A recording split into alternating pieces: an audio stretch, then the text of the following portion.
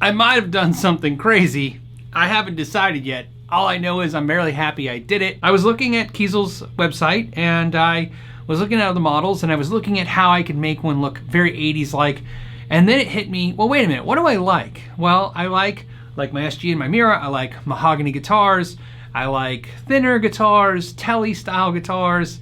And I saw this. This is called the single cut bevel, and it's like a telly and a Les Paul. Kind of thin, like a telly. It's got an arm carve, which is cool. It's got a belly carve. It's neck through construction. Isn't that amazing how they did that finish? We'll go into that too, all the way through. I had this one, you can do it however you want. I had this one with a mahogany body, so it's 2 pieces of mahogany, and then a mahogany neck, and this is a neck through construction mahogany neck. I went with a maple fretboard because I thought it would look really cool. Again, I was looking for this aesthetic. I wanted something flashy. When I think of 80s guitars, I think of maple fretboards, flashy colors, exotic colors, crazy pickups, you name it. But then that's where it stops for this guitar. The fretboard radius is 10-inch, like a PRS or close to a Fender, and I like that. The neck carve or the neck shape is their standard shape. I didn't go with the thin neck or the thick one, although I think I could have gone with the thick one. This one, very comfortable. A little flatter, of course, more U-shaped than a Fender standard Stratocaster, but very much like my Fender Custom Shop. In fact, these necks are almost identical in the way they feel, which is a kind of like a Jeff Beck kind of vibing neck to me, maybe a little thinner than that. This is stainless steel fret, so you got 24, again, like my PRS Mira. 1-piece bridge, string through. Volume and tone control with a 5-way switch. That wasn't really necessary. In fact, if they had a toggle switch, I would have went with that. Man, that thing looks gorgeous. So here's the thing. The finish on this, the extra crackle finish is an upcharge. It's like $300+ to get the finish. But of course, when you look at this guitar, it screams 80s, but it feels not 80s, and that's what I was looking for. Now the pickups are a little different. I went with the lithium pickup in the neck. That's my favorite Kiesel pickup. I have berylliums in my Theos, but I really like the lithium. It's a little higher output, a little more aggressive. It's really nice.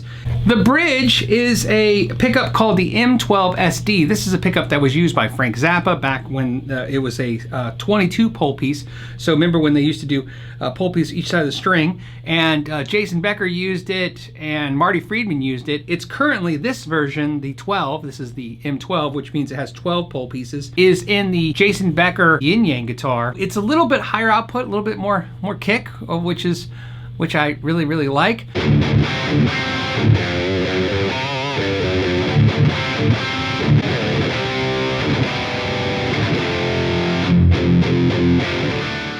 The price of this guitar, of course, this is semi-custom, which is like plug and play. I call Kiesel semi-custom because it's like they have a template and you just plug and play with it. And then you come up with something that's unique, like your own, but you can't really create from scratch. Like I said, I picked this headstock. There was like 3 different ones to pick from. It's got a graphite nut, and certain things are standard, like stainless steel, and things to be aware of. On this guitar, I paid, I think it was like $20 to $40 more for maple. I think it was $40 more for maple fretboard. If I would have got ebony, it would have been no charge. I also paid an additional $20, I think $20 to $40, to have the fretboard radius to 10, and if I went with 14, which I'm okay with, it was also free. But again, no additional charge, I should say. I went with the gig bag. You can do a gig bag or case. You have to pick one or the other. I went with the gig bag. The finish, like I think I said, this was $300 additional for the Crackle finish upgrade from their normal finishes. This guitar, approximate street value, I want to give you a range. So if you're looking at guitars like this, you're going to be in the $1,700 to $2,400 price range for a guitar like this. Now, if that sounds like a lot to you, I want you to keep in mind where my mindset is. First, American Standard Stratocaster is $1,500. So that's a production, very basic guitar. And so to me, to get all these custom features for a little bit more was not a big deal. But more importantly, when I was looking at guitars that are from the 80s that are made in the USA, they all are at this price range, $2,000. In fact, that's kind of what started this. I was looking at some BC Riches and I thought to myself, I could take a chance and hope that the person who had it took care of it over the years and hoped that everything works, but most likely they always had chips in the finishes or issues in the pictures. And that is great if you're nostalgic for the guitar. If you had that guitar, always wanted that guitar, I can understand that purchase logic. But for me, it's just the look. I just wanted the look. Well, here it is. I have this look. I have a flashy paint job now that's pink and purple Crackle. I love it.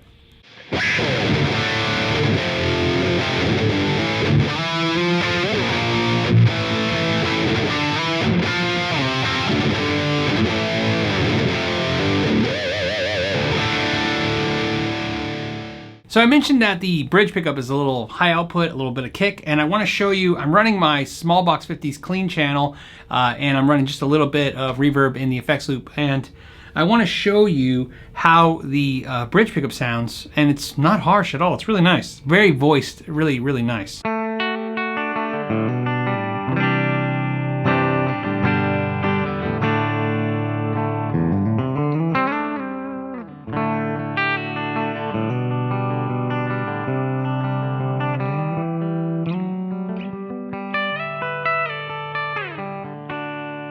So what I want to do now is I want to go through all the pickup selection settings.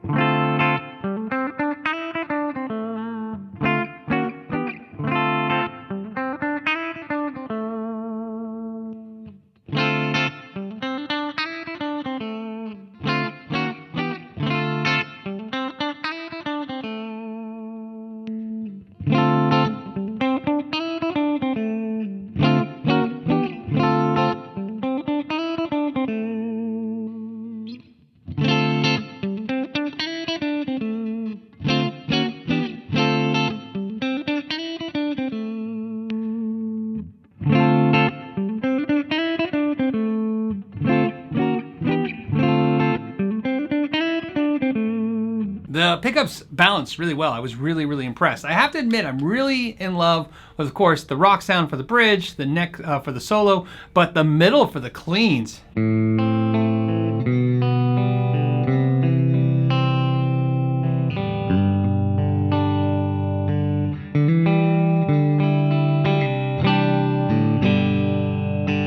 So let's talk about some of the fit and finish issues. There was none. It was pretty perfect. The frets feel perfect. They're rolled over nicely. There was no sprout. There was no rough edges. There's no finish flaws in the guitar whatsoever. In fact, it's the opposite of that. It looks like a piece of art, how well it's done. It came set up very well. It was 2 millimeters off the 12th fret, which was fine, and it came with 10 gauge strings. You get to pick if you want 10 or 9s when you buy your guitar. Obviously, they knew this was coming to the channel when I ordered it. I know some of them there, so of course, you know, when I ordered it, they knew it was coming to me.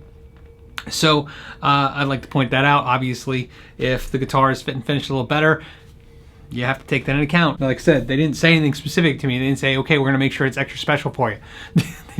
I just ordered it, and they made it. So on that last note, I wanna share the last thing. If you think this is crazy, if it's not your thing, then that's good. That's what I was going for. I wanted something that would stand out. Something I can use on the channel that every time you saw it, you're like, that's gotta be that McKnight guy's crazy guitar. This is it. This is my crazy guitar. And of course, I'm curious to see what you guys think. I'm sure it's going to be interesting in the comments. Go ahead and put it in the comments. Hit me with all the highs and lows in your opinions. Why not? If you're going to do something crazy, I guess maybe you're asking for it. As always, I want to thank you so much for your time today. Till the next time, know your gear.